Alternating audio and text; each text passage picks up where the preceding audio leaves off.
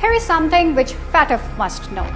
A huge drug trafficking network was operating in the United States from India.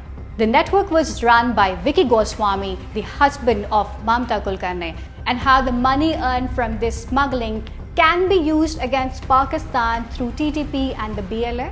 FATF has to maintain its credibility through taking immediate steps to curb terrorist and drug mafia funding from India. Hello, this is Bakhtaur Mahmood and you're watching White News. Billions of dollars have been invested by India to tone down the revealed truth coming out of the Valley of Kashmir. Millions of dollars have been spent on lobbying firms and international media to ensure their perspective based on the false information and allegations against Pakistan prevail.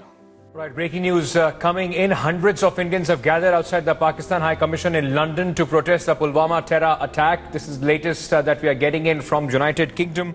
On the internal front, 84 soldiers were killed by the Indian security forces in Pulwama to win elections from Narendra Modi. All said and done has indeed been able to hide the truth from a common Indian to the powerful international media. Only one nation stood on its own feet under the leadership of Prime Minister Imran Khan. The flag bearer of Kashmir has been dented the international lobby against the freedom of the Kashmiri people. The entire campaign, almost the entire campaign of Mr. Modi in the election was how he had taught Pakistan a lesson that jets had killed 350 terrorists. Complete lie, they had just killed about 10 trees of ours. Now, Modi is known as Hitler, Hindutva as a terrorist organization, and detention cells all over India and remembered as ghettos. Organizations like the UN and OIC all have to pay attention to the Kashmir cause, which is the ticking nuclear bomb right in the heart of the globe. You've got to. This is a test for the United Nations. You are the one who guaranteed the people of Kashmir the right of self-determination. They are suffering because of that. And this is the time. This is the time not to appease like in 1939 appeasement took place. This is the time to take action. And number one action must be that India must lift this inhuman curfew. On the other hand, organizations like FATF are still pursuing their political objective in the direction of the US and India. There was a time when the Financial Action Task Force, FATF, had a significant place in the world in terms of remittances to terrorists and money laundering mayors. But FATF's attitude towards Pakistan has become clear. This forum is now more of a political forum than the corrective organization responsible for twisting arms of the nation, standing with the truth and freedom of mankind. With this change in the complexion of FATF, Pakistan must weigh its option other than this politically guarded organization serving the political aims of regional and superpowers. But now Pakistan has decided with its friendly countries whether this forum should be given any more importance or not.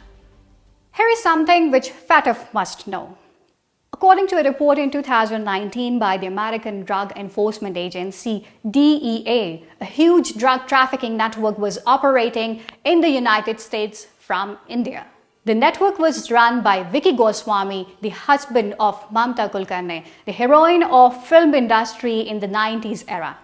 अगर फिर से आपने उस तोताराम के बेटे बगलानाथ की बात की तो मैं फिर भाग जाऊंगी और इस बार मैं घर वापस लौट कभी नहीं आऊंगी. Revelations regarding the massive drug haul where Mamta Kulkarni's husband Vicky Goswami has been implicated. According to Paramjit Singh, Mamta Kulkarni is handling the drug business for her husband Vicky Goswami as he cannot travel internationally. The report also said that Ali Panjani, a key operative of the group, fled Kenya when he was to be arrested. He came to Mumbai, where the BJP government not only gave him asylum but also denied that any other country was involved in it. The question is whether Financial Action Task Force FATF is not looking at the Indian government-led drug cartel.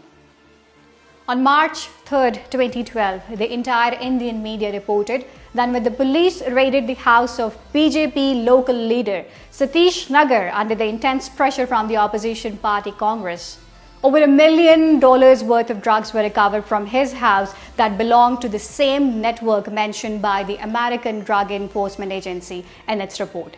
But the whole case disappeared in such a way that no one knows about it. The FATF does not see how the BJP government in India is involved in drug trafficking all over the world. 25 film personalities have been named by the alleged drug peddlers, those who have been arrested by the NCB.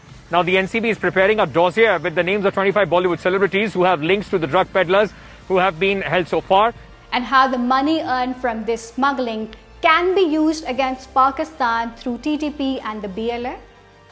Another example, the Sinaloa cartel is the world's most powerful drug mafia, which according to the US Attorney General's report, smuggled more than 200 tons of dangerous drugs across the United States from 1990 to 2008. He was the world's most wanted drug trafficker. For decades, the ruthless Joaquim El Chapo Guzman destroyed millions of lives and reaped billions of dollars. He assassinated every American politician or security agency official who came in his way. It is said that the big American politicians are behind the Sinaloa cartel, which is why this cartel is still not only active in the United States, but also the most powerful cartel. One of the cartel's most important operatives, Zambada, was arrested in the police encounter in Mexico in 2008 and was immediately shifted to the United States. In the El Chapo trial, Vicente Zambada, the son of El Chapo's partner Ismael Zambada, took the stand. Vicente was set to be the heir to the Sinaloa cartel before his arrest and extradition. Zambada confirmed what previous witnesses testified, including corruption. Under such circumstances, it seemed that Zambada might be killed to get out of the way. But he had a huge amount of cartels which were spread all over the world through the Indian drug mafia. In search of this money, this worst killer and the drug lord is released from the economic sanctions on May 13, 2012. Doesn't the FATF see all this? A whole network of thieves and drug mafia is being run from the United States to India. Millions of dollars are shifted from one country to another every day, but FATF sees only Pakistan. Pakistan is the world's only country that has made the most sacrifices against terrorism.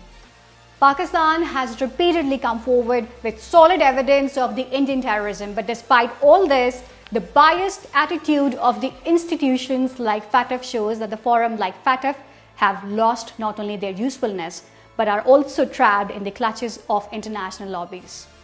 FATF has to maintain its credibility through taking immediate steps to curb terrorist and drug mafia funding from India.